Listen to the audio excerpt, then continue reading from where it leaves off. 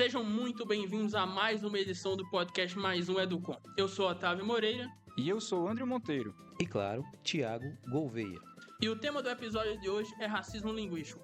Fique conosco pelos próximos minutos e aprenda o que é, como identificar, como a mídia reproduz e como combatê-lo. Roda a vinheta, Tiago.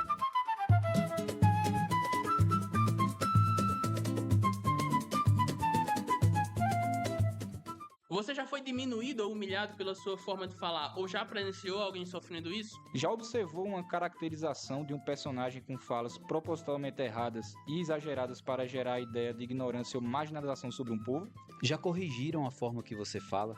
Já riram do seu sotaque?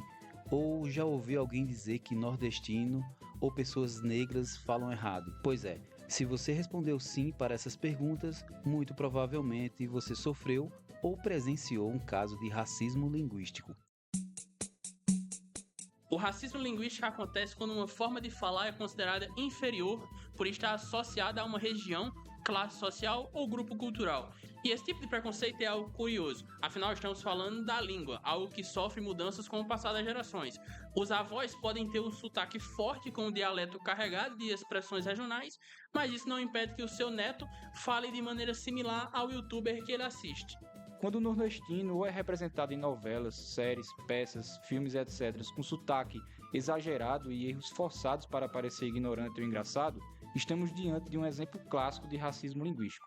Algo parecido acontece quando uma pessoa preta utiliza gírias ou formas próprias de expressão e acaba sendo marginalizada por isso. Historicamente, a arte e a dramaturgia na TV, como o Andrew acabou de falar, influenciou e influencia o modo de falar, e sempre marginalizou pessoas pretas como ignorantes ou criminosos. Mas esse mesmo espaço também servia como resistência, permitindo que os oprimidos expressassem a sua cultura, a sua vivência, que são elementos essenciais na construção da nossa língua. Pesquisadores do campo abordam como o racismo linguístico resulta na desvalorização de um povo. O que devia torná-los únicos acaba construindo sobre eles uma imagem ignorante ou marginalizada. Marcos Bagno explica que a desvalorização de certas formas de falar cria estereótipos negativos e reforça desigualdades sociais. Por isso, defende a importância de combater o preconceito linguístico por meio da valorização da diversidade linguística, promovendo a inclusão e o respeito mútuo. Para Jamila Ribeiro, o racismo linguístico é uma violência simbólica que exclui grupos sociais, tornando a valorização das diversas formas de linguagem em uma etapa essencial da luta antirracista. Mas afinal, como identificar o racismo linguístico?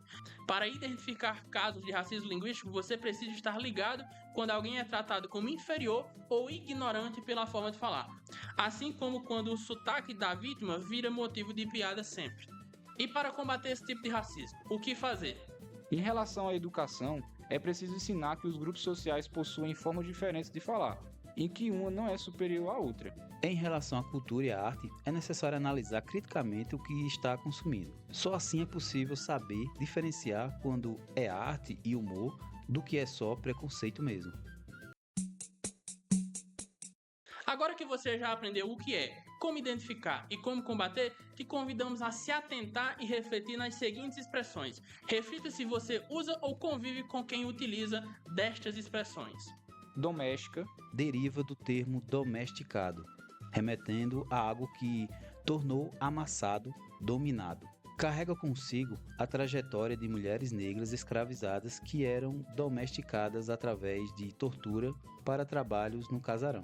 Cor de pele, termo que designa a cor de lápis ou giz de cera bege rosado associado à pele de pessoas brancas e que desconsidera a pluralidade de tons de pele de todas as pessoas, principalmente em um país como o Brasil, em que a maioria da população se declara parda ou preta.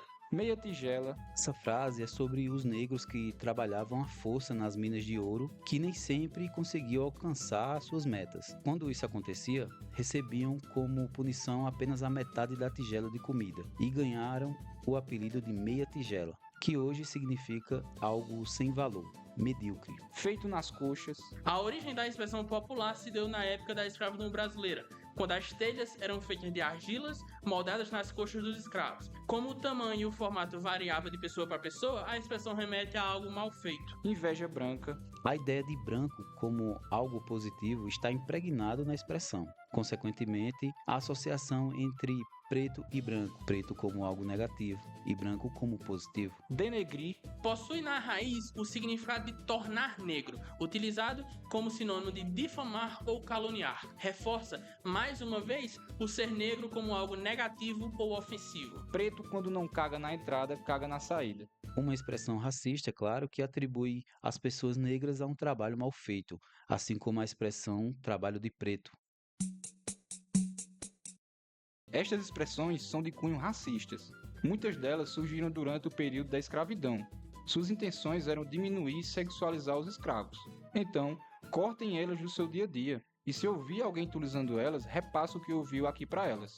E para te ajudar a parar de usar essas expressões, vamos te mostrar alternativas legais para substituir esses termos racistas de uma vez por todas. Em vez de usar doméstica, use faxineira ou funcionária. Em vez de usar cor de pele, utilize rosa claro ou cor bege. Em vez de usar meia tigela, utilize mal feito ou medíocre. Em vez de usar feito nas coxas, use mal feito. Em vez de usar inveja branca, utilize gostaria de fazer algo igual. Em vez de usar meia tigela, utilize mal feito ou medíocre. Em vez de usar denegrir, use difamar, caluniar. Essas são alternativas que podem substituir esses termos racistas que às vezes usamos no nosso vocabulário. Aprendi a ler no couro. O que sei da língua portuguesa, herdei de quem a mudez escolheu por defesa.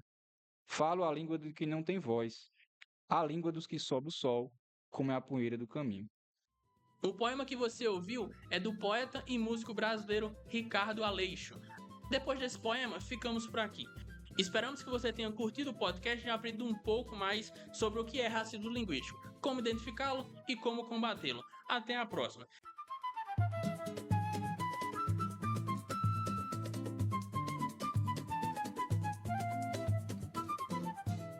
Esse podcast é um produto desenvolvido por alunos do curso de Comunicação Social da Universidade Federal de Campina Grande.